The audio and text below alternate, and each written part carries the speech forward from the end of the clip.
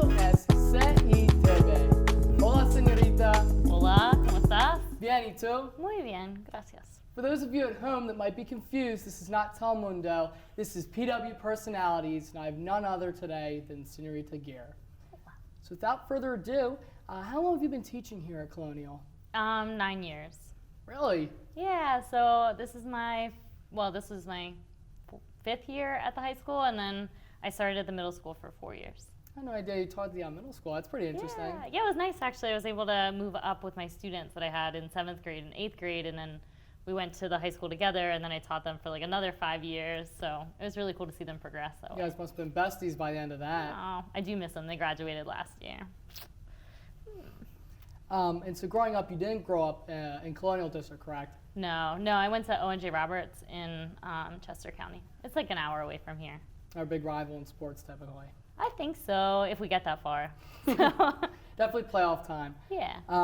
So tell me this much, growing up in a district like that versus teaching here at Colonial, what would you say is one of the biggest differences that you've seen between the two experiences?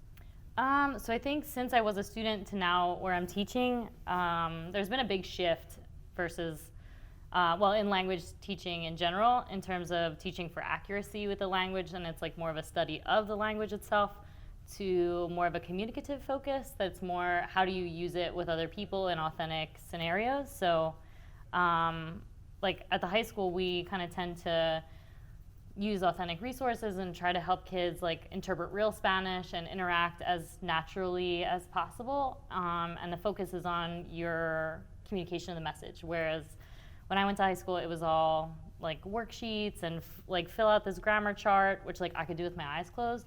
So actually, I didn't take language until I got to the high school, so I was a little behind. But I remember one day the teacher was yelling at some kid for not doing his work and was like, "Oh, you can't sleep unless you have above 100."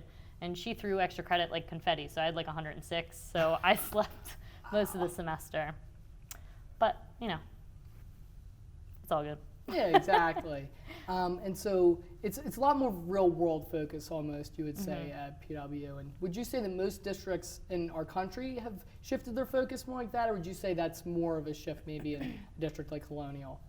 I think, without bragging, I feel like we're kind of on the cusp of what that looks like in the classroom. I think a lot of people are still kind of married to the grammar translation model because that's easier, and that's where most textbooks kind of drive you to, here, memorize this list of 30 words, and I'm gonna teach you how to do this grammatically, and then like by the end, if you can push something together, great. But like for us, kind of we start and we model it after first language acquisition, which makes the most sense, like how our brains acquire language long term. And so what made you want to be a Spanish teacher of all different teachers in the world? So I knew I wanted to be a teacher when I was like 7, because my little brother would get home from school and I would make him sit in front of my easel and I would teach him everything that I learned at school that day. But I didn't know that I wanted to teach Spanish until high school. And it was really just somebody asked me like, "Oh, well, what do you want to teach?" And I was like, I don't know. I'm really good at Spanish, so like, let's go with that. And so I went to Millersville, and then like they just have a great foreign language program, and I studied abroad, and it was like, wow, yeah, this is it. Wow, so that was cool. And so growing up, did you have like a figure or an inspiration that you would say made you want to teach more, or was this kind of your own thing? So I had the same teacher for kindergarten, 1st grade, and 2nd grade, Mrs. Hayes. And like sometimes like I'll still send her a letter every once in a while just because like I have her address, snail mail. But yeah, she was just amazing. Like she was just so caring, and like she had the best handwriting, and so like, and her class was just fun. Like I just really loved school, and it was kind of a nice start with her like for 3 years, and yeah, I just loved school. Rare sometimes in the country we're in now, some seem to not quite have that same passion for scholastics. And yeah, I don't know. It depends on how you slice it, I guess. But would you say that you've seen a generational shift almost with your generation per se versus my generation with academic passion per se, or? If anything, I think like the pressure that's put on you guys today. I'm like 32, and what are you? 16, 17? 17. Okay, so 16 years. Like I just feel like there's like we expect so much more of you guys. We expect you to grow up so much faster because you have the internet at your fingertips. But then it's also like I think there's just a lot more competition. Like, I didn't feel like, I just feel like anxiety is such a big deal, and like rightfully so. Like, I just don't think that was as bad, or you know, it wasn't my experience growing up. But I feel like secondary education is rough. Like, in post-secondary, like, it's just, I don't know, it just feels like there's a lot more on your plate than there was on mine, you know, to make sure that you're in every club and you're excelling academically, and you're also a really great person, and look at all this volunteering, and it's like, how are you supposed to do all that? Like, I don't know. It's just, yeah, a different animal. Yeah, it's a little crazy at times. So speaking of clubs, you also run several clubs here at PW. Which clubs are those? So I'm working with Kristen Satko, the ceramics and metals teacher, with the service club, and I do UNICEF club and Spanish club. So could you show me maybe some pictures that you have from UNICEF club and other clubs here at PW? I think we have here on the prompter, actually. Oh, yeah! So UNICEF Club, every May, we started doing a pancake breakfast fundraiser. So you see Liv Mattioni and her awesome chef skills. But yeah, so we do a fundraiser for Kid Power Month. And so all of the money that comes in from that pancake breakfast goes to UNICEF, which then is filtered through for like vaccinations, nutritional programs, psychological help for kids that are in like crisis zones and things like that. But yeah, so that's one of the things that we do with UNICEF, but we also do, like, we go to the Student Summit in Washington, D.C. We went last year, and our athletics department, our activities athletics department was kind enough to like pay for our van. So like the kids only had to put up $50 to go, and they got to listen to keynote speakers, they got to do breakout sessions and talking about like advocacy and just spreading awareness, in addition to the fundraising and all of that stuff. But just making kids aware of like the needs across the globe of kids that don't have like the basics. But yeah, so that's what UNICEF, and actually, so that came from a student. Like, I didn't come up with that at all. It was Justin Adler in his freshman year came up and said like, hey, would you be interested in sponsoring this club? And like, to be honest, he does all the work. Like, he comes to the meeting like from day one. I never even asked him. Like, he's got a written agenda, he's got a PowerPoint, sometimes he's got videos, he's got activities, and it's like every single time for 4 years. I don't know many 14-year-olds like that. So I mean, so that's pretty impactful that we have students like that here at Colonial, and being able to do a program like that makes such a global impact. Mm-hmm. Yeah, they amaze me. So folks, I mean, a fantastic start to this and some really positive notes. We're going to cut to a quick commercial break, and we'll be back shortly to discuss the Guatemala trip that Mrs. Geare is going on this year.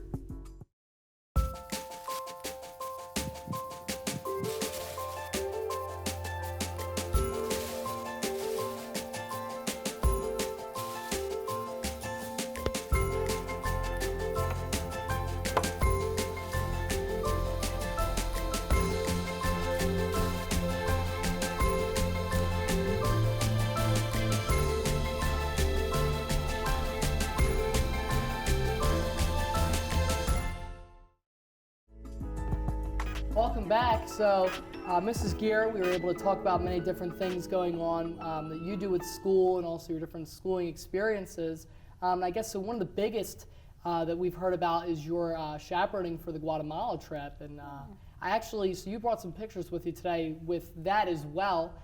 So I heard on the prompter we might get some of those up. Let's check those out. Yeah. Wow, look at that. So can you tell me a little bit of what's going on in this picture? So there we were at Lake Atitlan, which is a natural lake formed around volcanoes. So this we were visiting, I think it's San Pedro, but we were visiting a women's co-op where they grow cotton and they spin it and dye it and then create things like sweaters, table runners, scarves, like all kinds of woven materials, and then all of that money goes right back into the women's co-op to empower females in like a traditionally male-dominated society. Oh, that's really impressive, and that's really impactful in the times that we're in now, especially in a country like that. And I noticed there were some images. Did any of those have any significance in the area, or are they just more images that people that just kind of had a liking towards and put up? I don't have a lot of backstory on the mural, but we were only there for a day. But it was just kind of to commemorate the moment and the experience. So it was this past year. It was just me with 5 students, which I was a little nervous, being the only adult to take 5 kids to a foreign country, not to mention a third world country. But it went without a hitch. The girls were super mature and responsible, and we just had a great time. So it was nice. And so you've been doing that for how many years now? So this year will be year number 3, but I'm pretty sure the trip itself this is year number 4 for the trip. Wow. Yeah. And you've done it every year that PW has been doing it, correct? All but the first year. Okay. Yeah. So Ali Tataro, who graduated a few years ago, she started the service club. So with the Spanish exchange program kind of fizzling out, she wanted an opportunity to make an impact abroad and use her Spanish in a real world context. So she met with administration, who was kind enough to listen and kind of entertain the idea and work through, all of the, all of the kinks about, foreign travel. So actually Mr. Madel went with Miss Satko the first year they went to Costa Rica, and then Miss Satko and I went to Guatemala year 2. I went by myself year 3, and then Satko and I are going back to Guatemala for year 4. I know from having class with Mr. Madel, he's a big traveler. And big time. Do you think he would ever consider going back on another trip like that? Oh, I'm sure he would. Yeah, he's really, really open-minded and fearless almost, in terms of just where he goes and what he does. He's just really open-minded and really eager to learn. So I'm sure he would. And so Mrs. Satko is an art teacher, correct? Yeah, she does ceramics and metals. And so what so happened to kind of loop her into that? Did she express a personal interest, or did someone reach out to her? I don't know. So Satko's a softie. So yeah, if you need anything done around here, you just ask Satko to do it. But yeah, no, so we just wanted to kind of branch out so it wasn't a Spanish department trip, because the trip is open to anyone. It's all English speaking, all of the presentations that we go to. And at the school, we teach English, so everybody here is qualified. So yeah, I think she was just another kind soul that was willing to donate time in her summer to help kids have that impact. And so it's even if it's a French student or a Latin student, it's open to everybody. Yeah, we had a couple Frenchies. Oh, really? Yeah, they rocked it. So you had a whole different group. Yeah, which is really nice, because it's 9 through 12 and kids that I don't know, and you really get to know somebody when you're 9 days in a third world country. So I'm sure for many different circumstances. Sure. Oh yeah. Mm-hmm. All good though, right? Yeah. Good memories. And so we have another picture up here on the board. Oh, yeah, that was our first year. Well, our first year in Guatemala, and again at Lake Atitlan, which is just absolutely gorgeous. But you see Satko right up front, super tan, she is almost all year. She carries that all year round. It's not fair. But yeah, there were 9 of us, and again, all female. I'm not sure how this worked out, but and Brooke, she was incredible. That was her sophomore year. She went to Guatemala, and she was just using her Spanish left and right, and she had just no fear of is she correct or incorrect, but she would just throw stuff out there, and the kids just loved her. And looking at that picture too, you could see how it seems to really impact these kids, and that it seems like you're making connections that are going to last, and these kids are going to remember that for a long time after this. Yeah, it's a K through 6 school, and so we've done, and this actually was our third project, this is our second project. So there we are standing, that's their kitchen for the school. It's a K through 6 school, and they serve about 115 students, and the attendance unfortunately kind of tapers off the older that the kids get, because it's a rural school, like I said, so they end up working on their parents' farms. Their hands are needed to kind of take care of what's going on at home. But yeah, so they actually created a kitchen area. So the moms take turns making the snack that's at 10 o'clock in the morning or so. They didn't have anywhere, any surface area to kind of prepare the food. So it was nice. We were cutting rebar, mixing cement. It was a lot of work, but it was really gratifying at the end. Rolling up your sleeves, as some would say, and kind of getting down and dirty. Yeah, it was really good. I think we walked away with a lot more practical skills than I think any of us really had before we went.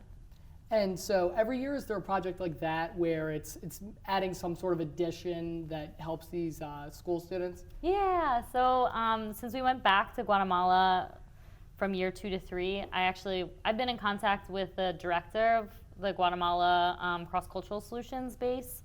And so he actually was able to put us back at the same school that we were in the last year. So we got to see some familiar faces, and so we did a wash station. We retiled a wash station the first year, and then the kitchen was the second year. But there are other things like murals, or I'd really love to get back and like have enough kids to maybe tackle their bathrooms, because unfortunately it's not a good place. Like, it's just not sanitary, and like things are falling apart, and it's just kind of breaks your heart to know that that's what school life is for them.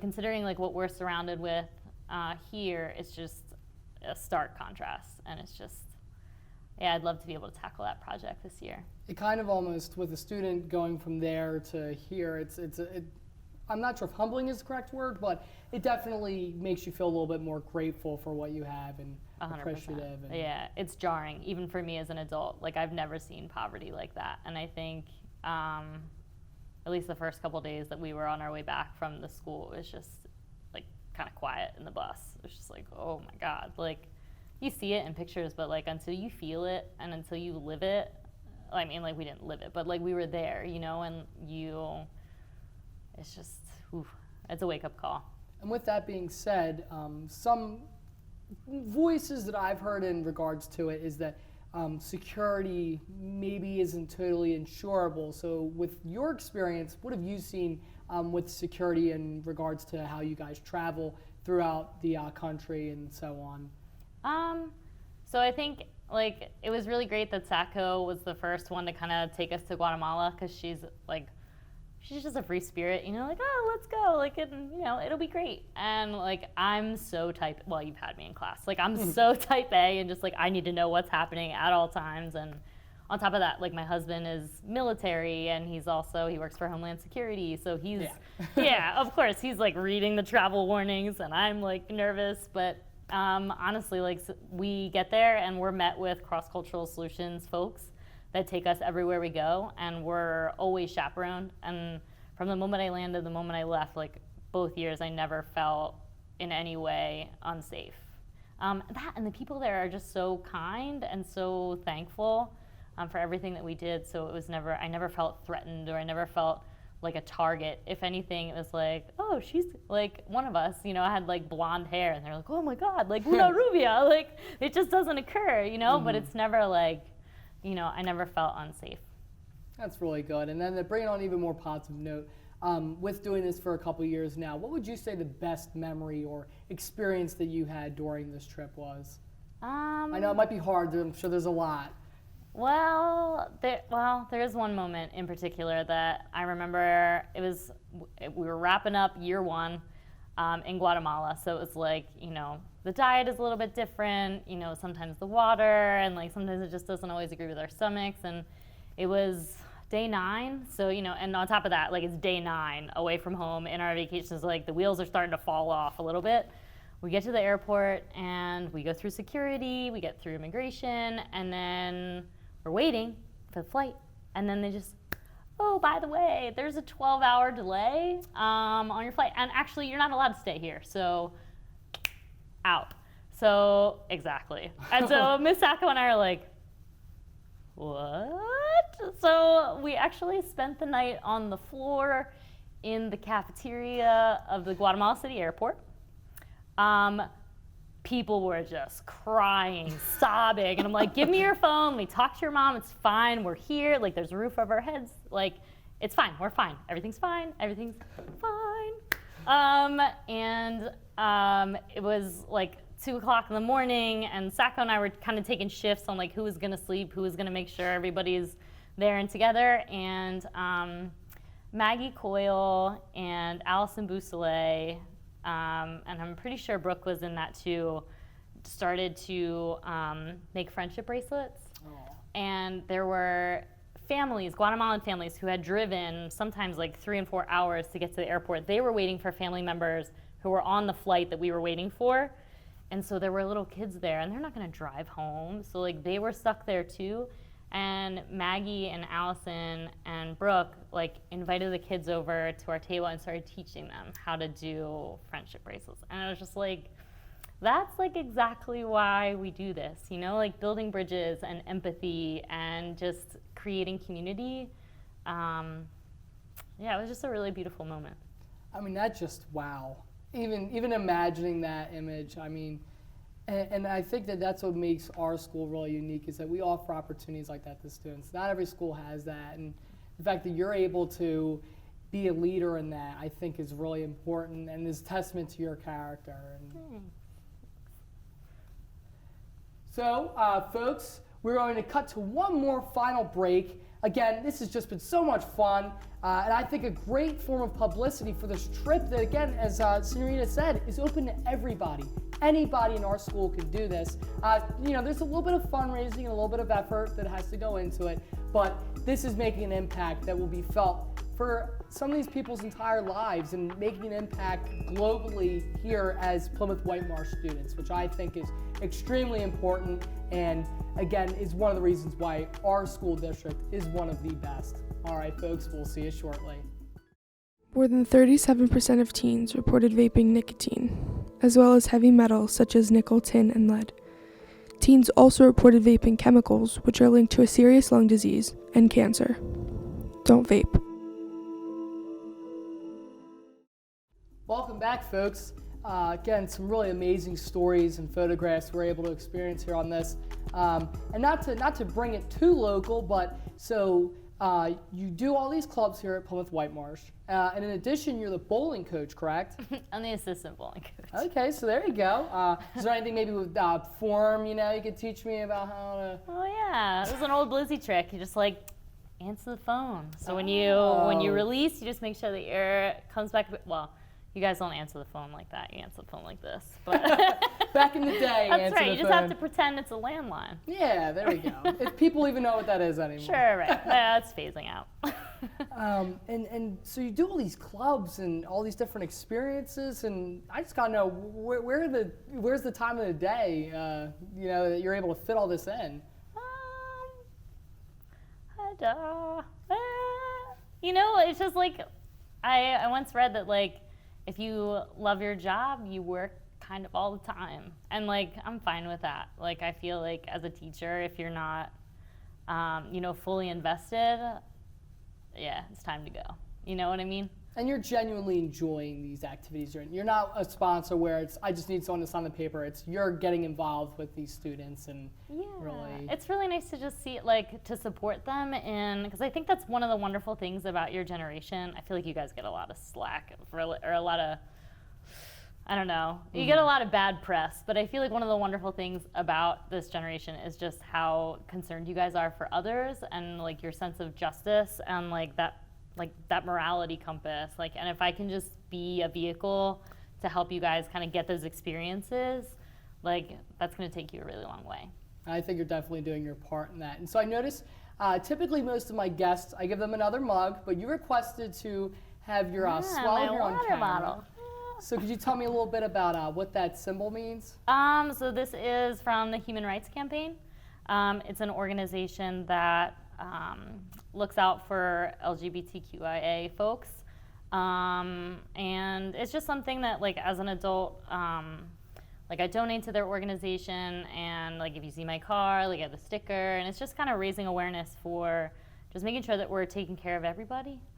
My best friend is gay, and on our graduation day, people found out, and so as we're graduating, they're calling names.